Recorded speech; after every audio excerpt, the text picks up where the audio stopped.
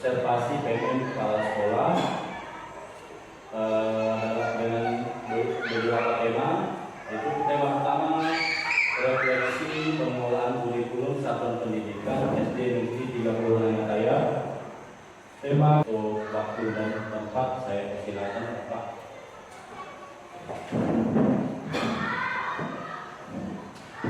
Terima kasih Pak ya. Assalamualaikum warahmatullahi wabarakatuh. Bapak Ibu Guru, hari ini kita akan membahas tentang yang pertama adalah refleksi kurikulum satuan pendidikan SD Negeri 30 Langitaya. Yang kita merefleksi atau berdiskusi tentang kurikulum yang akan kita terapkan di SDN 30 Langitaya. Kemudian selanjutnya kita juga akan berdiskusi tentang budaya positif yang ada di SDN Negeri 30 Langitaya. Di mana kemarin saya berkewajiban untuk menyampaikan atau menyimpaskan tentang penerapan budaya positif yang ada di sekolah kita itu untuk kemajuan sekolah depannya. Baik, untuk Bapak Ibu, refleksi pengelolaan kurikulum satuan pendidikan SD Negeri 30 Langitaya. Nah, ini pengorganisasian pembelajaran. Jadi untuk tahun depan itu kita seharusnya kurikulum mereka itu kelas 1, 2, 4, 5, tetapi ada informasi baru itu ada percepatan, jadi semua kelas itu sudah menggunakan kurikulum mereka.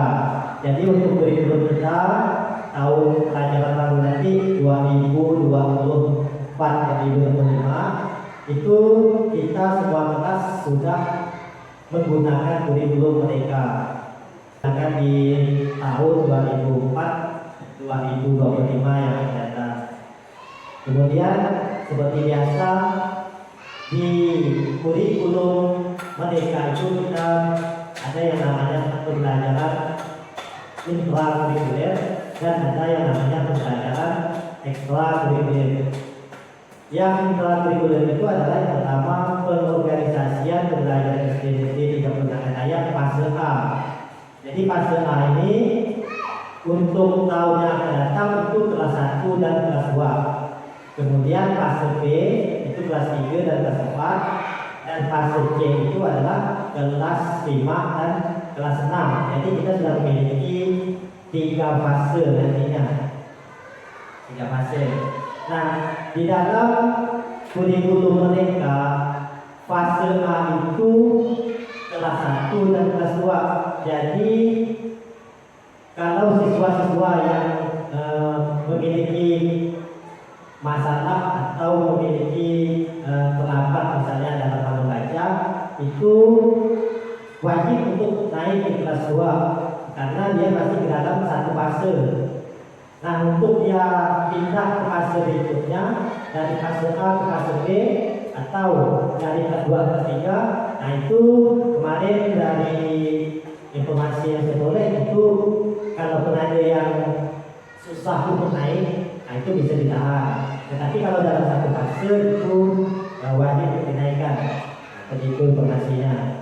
Kemudian alokasi waktunya tetap 1152 jam dengan rincian 900 jam untuk intrakurikuler dan 252 jam untuk proyek. Nah, ini masalah proyek kepada Pancasila. Bapak Ibu, nanti kita akan membuat proyek P5 namanya. Nanti untuk di satu semester itu cukup satu proyek. Contoh misalnya di kelas 2 proyek pengolahan sampah. Nah, itu untuk selama satu semester itu kita temanya sama, yaitu misalnya proyek pengolahan sampah. Cuma untuk penerapannya bisa kita buat variasi. Misalnya untuk minggu pertama sampai minggu berapa kita membuat kerajinan dari sampah botol plastik misalnya. Kemudian minggu 6 sampai minggu ke-8 itu membuat pengolahan sampah dari pipa atau apa namanya pipa pipet sedot es. Itu. Ini karena sudah menjalani tahun kedua, jadi kita khususkan satu hari itu kita khusus belajar tentang P5E proyek. Nah ini adalah jumlah jam pelajarannya. Kemudian bahasa Inggris ini masuk. Kalau di sini dicontohkan bahasa Jawa. Nah, kalau kita kan bahasa Inggris, bahasa Inggris. Jadi bahasa Inggris ini kita ajarkan dasar-dasarnya karena untuk anak SD kan dia belum tidak harus menuntut harus sesuai dengan yang tingkat yang tinggi. Jadi kita sesuaikan dengan keadaan sekolah kita. Kalau anak mampu menghafal dalam 1 tahun itu 100 kosakata, nanti kita. Kemudian untuk pembelajaran seni dan budaya ini bebas memilih. Ibu bisa milih seni musik, seni rupa, seni tari, yang mana menjadi minat di kelas. Misalnya kelas 5 minatnya di seni tari. Kemudian guru pun bisa sedikit ajar seni tari, misalnya boleh seni tari. Kalau siswanya pengen seni musik, gurunya nggak bisa musik, nanti diskusikan lah sama siswanya. Kita ngambil budaya apa. Jadi siswa pun berhak memutuskan nih sesuai kesepakatan guru dengan siswanya mau seni apa.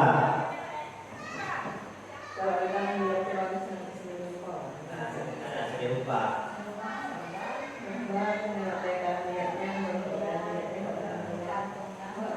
Karya matematik lah ya. Iya kalau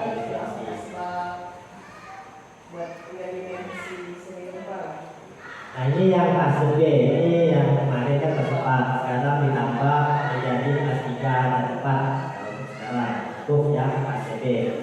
Nah ini sama, yang bedanya adalah adanya pembelajaran IPAS atau UPAS. Nah ini adalah proyek pembuatan mobil pelajar Pancasila. SDN 36 Katayap saat ini berada dalam tahap permulaan. Tahap pertama memulai berubah. Nah, ke depan sudah tahap kedua. Sampai sekarang baru tahap permulaan. Semua pendidik baru pertama kali melaksanakan pembelajaran berbasis proyek, sehingga sekolah harus memfasilitasi proyek P5 ini, dan sekolah harus memiliki sistem pendukung pembelajaran berbasis proyek meliputi evaluasi berkala oleh kepala sekolah dan tim fasilitasi proyek serta memberikan kekuasaan. Nah ini proyek ini Bapak Ibu, kalau kita PD kita udah yakin lah dengan karya anak itu, nanti kita pamerkan buat kita ini kira-kira yang kita anggap bagus lah, nanti boleh kita lupakan ke stand kita nanti untuk kegiatan O2SN tahun depan. Nah kita latihlah sedikit modul itu yang membuat prosesnya, bagaimana cara membuatnya, bahan-bahannya itu ada kita latihkan. Kemudian foto dokumentasi saat anak sedang membuatnya, nah, kita latihkan. Jadi kan setelah kita pamerkan itu ada guru-guru atau dinas atau tamu lah menanyakan bagaimana ini alur proses pembuatannya sehingga jadi barang seperti ini. Nah kita kan ada modelnya kita lihat tuh. Nah ini Pak bahan-bahannya, prosesnya. Kemudian ini adalah dokumentasi ketika siswa-siswa kami mengerjakan proyek tersebut. Nah, jadi untuk sekarang ini semuanya berbasis dokumentasi, jadi ada kegiatan dokumentasi. Dan semuanya diminta besar sampai sekarang ini. Masukkan ke ya, update itu nampak mau update kami, mau update ke RAM yang 100 lebih nampak ini. Pembelajaran dalam lingkupan satuan pendidikan C30 di Katayap. Ini mencermati capaian pembelajaran, memetakan tujuan pembelajaran, menyusun alur tujuan pembelajaran.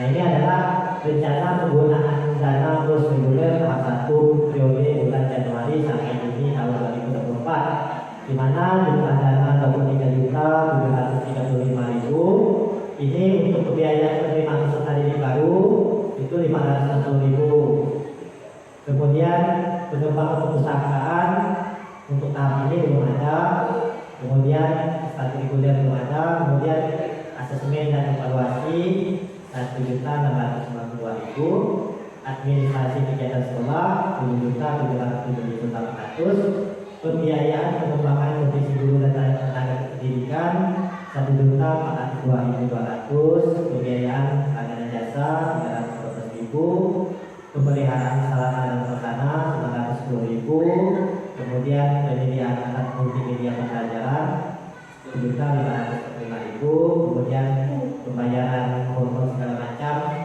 500.000, jadi total 23.735.000. Nah, di sini yang menjadi penekanan terhadap kualitas pendidikan itu adalah di penyediaan alat multimedia pembelajaran, itu seperti bukus, printer, laptop dan lain sebagainya, itu yang menjadi alat multimedia pembelajaran dalam dalam rangka meningkatkan kualitas pendidikan di SDN Negeri 30 Nanakaya. Nah, kemudian Bapak Ibu, ini tema kita yang pertama yaitu tentang refleksi pengelolaan kurikulum satuan pendidikan SDN Negeri 30 Nanakaya dengan indikator tingkat upaya memandu pertemuan rencana program penanganan sekolah yang berpusat pada peningkatan kualitas pembelajaran. Nah, untuk yang selanjutnya, apabila ada kesalahan atau kehilafan, mohon maaf yang sebesar-besarnya. Saya akhiri. Assalamualaikum warahmatullahi wabarakatuh.